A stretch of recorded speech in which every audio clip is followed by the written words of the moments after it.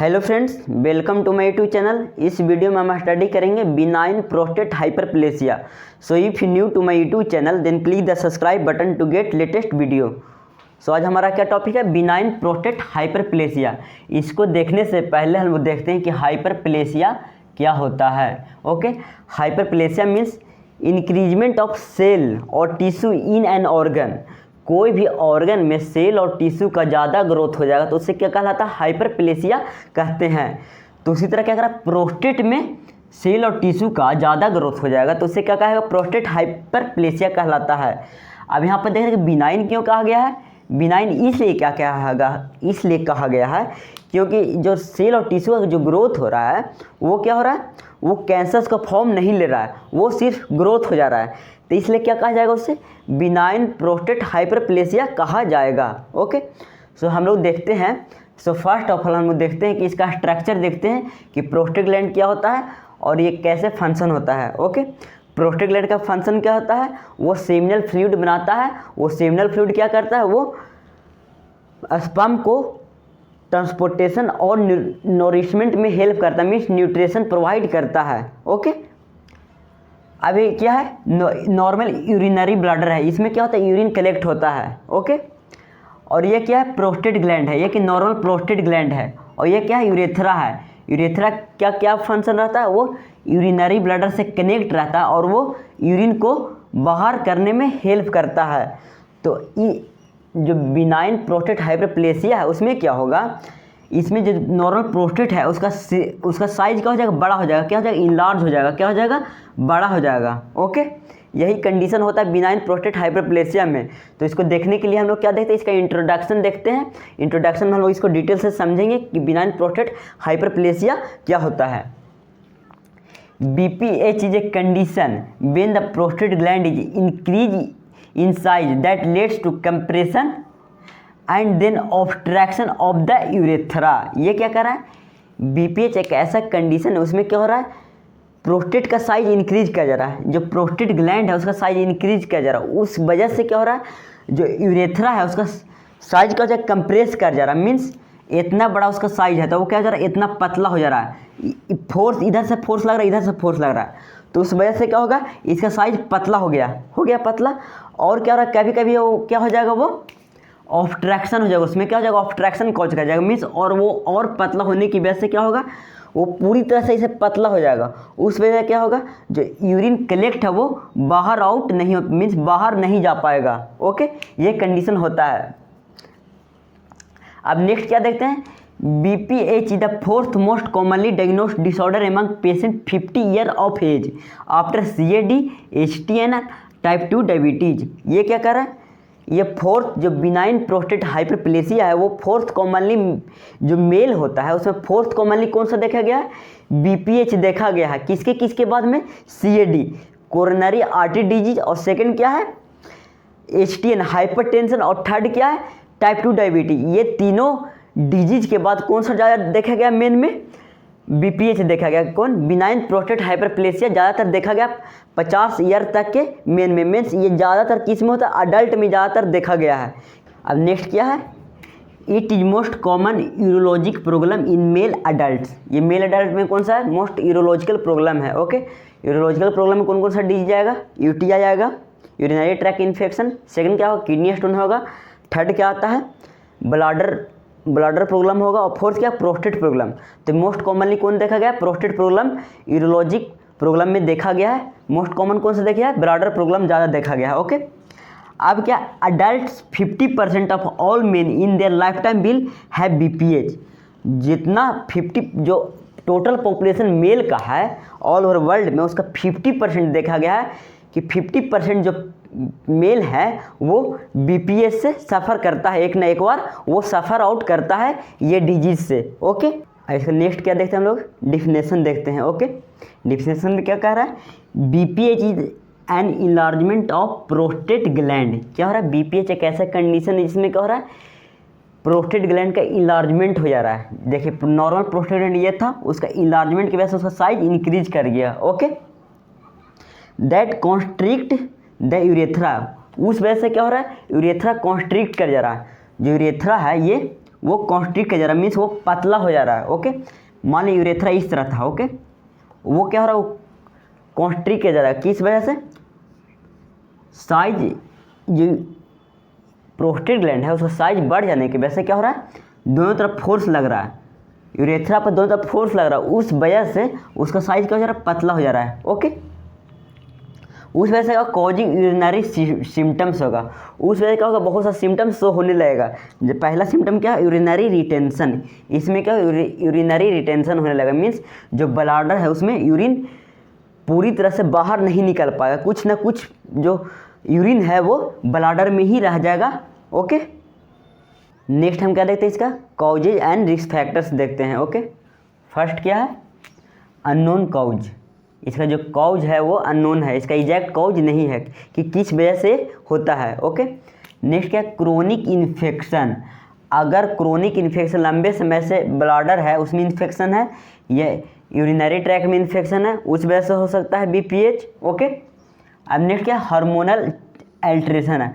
अगर hormonal changes हो रहा है बॉडी में, मेल का बॉडी में हार्मोनल चेंजेज हो रहा है, उस वजह से हो सकता है। जैसे कौन सा हार्मोन है, इंक्रीज एंड्रोजन, और एंड्रोजन का लेवल इंक्रीज कर जाएगा, उस वजह से हो सकता है। ओके, एंड्रोजन का फंक्शन क्या रहता है, वो सेकेंडरी सेक्सुअल में हेल्प करता है, मीन्स बॉडी जो मेल है उसका बॉडी ग्रोथ में हेल्प करता है, बियर्ड में हेल्प करता है। ओके,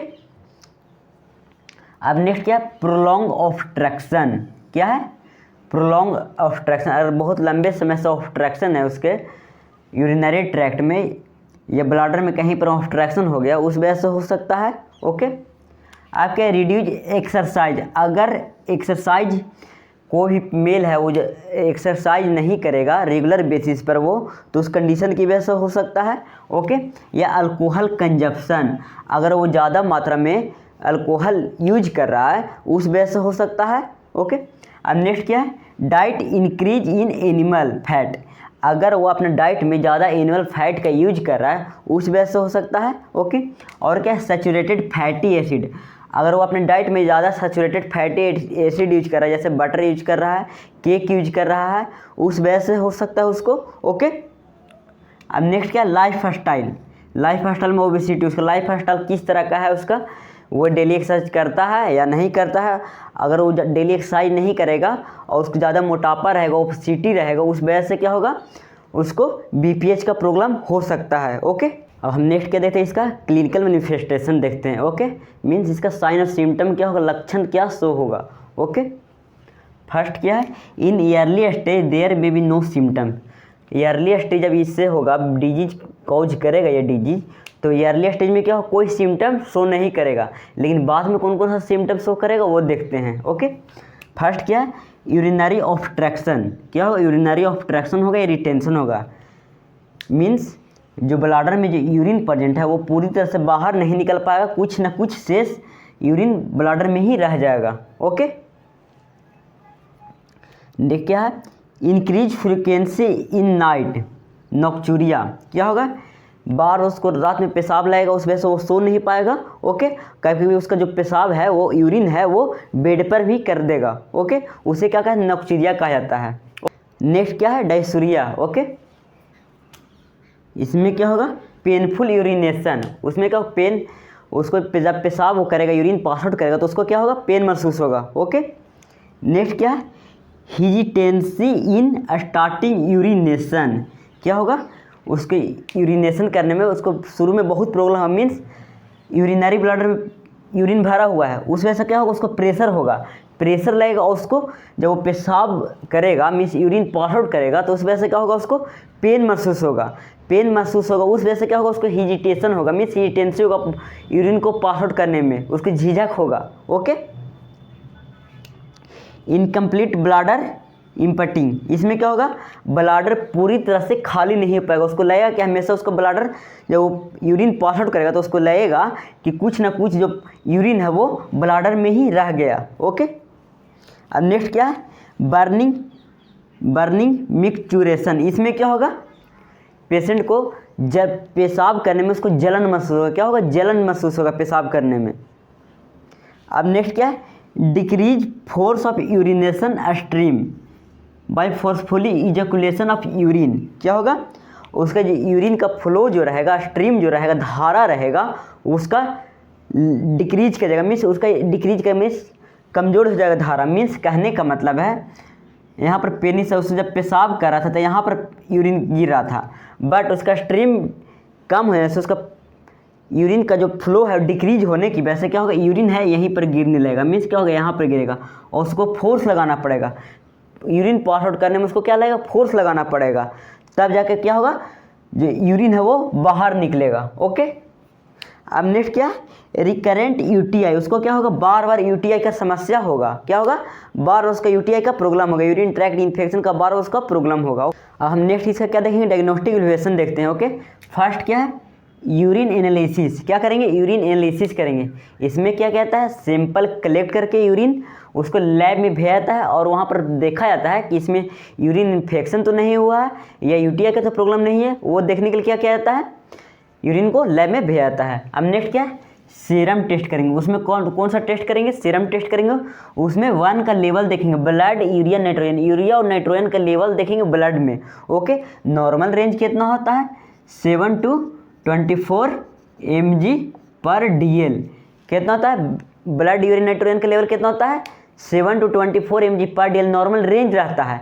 लेकिन और कोई भी बॉडी में डिसऑर्डर रहेगा, BPH का प्रॉब्लम रहेगा, तो उसमें क्या होगा, जो ब्लड यूरिन नाइट्रोजन का लेवल रहेगा वो क्या हो जाएगा, इंक्रीज हो जाएगा, क्या हो जाएगा, इंक्रीज हो जाएगा। ओके, इतना से ज़्यादा हो जाएगा, 24 से वो ज़्यादा हो जाएगा। ओके, नेक्स्ट क्या है, एस क्रेटिनिन लेवल। इसमें क्या कहेंगे, ब्लड में एस क्रेटिनिन लेवल देखेंगे, वो नॉर्मल रेंज कितना होता है, उसके बाद देखते हैं नॉर्मल रेंज कितना होता है, 0.7 to 1.3 mg पर DL।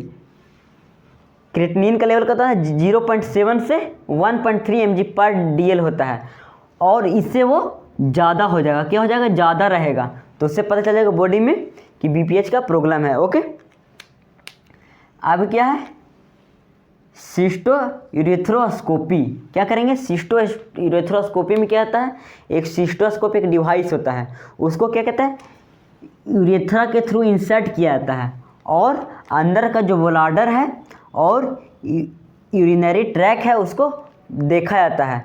जो सिस्टोस्कोप होता है उसमें एक लेंस होता है और एक लाइट होता है, उसके थ्रू देखा जाता है अंदर का पोर्शन। ओके, अब नेक्स्ट क्या है, USG, क्या किया जाएगा, अल्ट्रासाउंड किया जाएगा। प्रोस्टेट का साइज देखने के लिए क्या किया जाएगा, अल्ट्रासाउंड देखा जाएगा, उसका जो इन्लार्जमेंट कितना बड़ा हो चुका है प्रोस्टेट वो फाइंड आउट करने के लिए क्या किया जाएगा, USG किया जाएगा। ओके, अब नेक्स्ट क्या है, सेरम PSA का फुल फॉर्म क्या होता है, प्रोस्टेट स्पेसिफिक एंटीजन। इसका लेवल ब्लड में देखा जाएगा। जो प्रोस्टेट होता है वो एक प्रोटीन फॉर्मेशन करता है वो, ओके, और उसी का जो प्रोटीन है वो ब्लड में अगर बढ़ गया तो उससे पता चल जाएगा कि जो प्रोस्टेट है उसमें क्या है, कुछ डिसफंक्शन हो चुका है, मीन्स प्रोस्टेट कैंसर हो चुका है या BPH का प्रॉब्लम हुआ है। वो फाइंड आउट करने के लिए क्या कहता है, ब्लड में प्रोटीन का लेवल दिखाता है जो प्रोस्टेट बनाता है। ओके,